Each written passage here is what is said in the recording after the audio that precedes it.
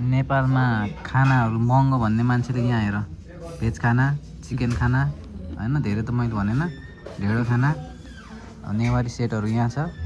अनि मोमो नेपालमा 100 रुपियाँमा पनि महँगो भयो भन्नेहरू यहाँ हेर 1000 रुपियाँ छ झोल मोमो 1200 यहाँ हेर चाउमिन खानेहरू पनि हेर यहाँ 1200 छ नेपाली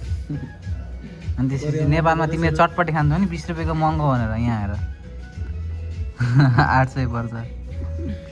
सकिन्छ त अनि कोरियामा बसेर खान अनि 4 लाख खायो 5 लाख खायो भन्छ अनि खाना खाँदैन यस्तो पर्छ त अनि चिया हेर न नेपालमा 15 रुपियाँ चिया 10 रुपियाँ चिया खाने केटाहरू गर्छ यार यहाँ हेर यहाँ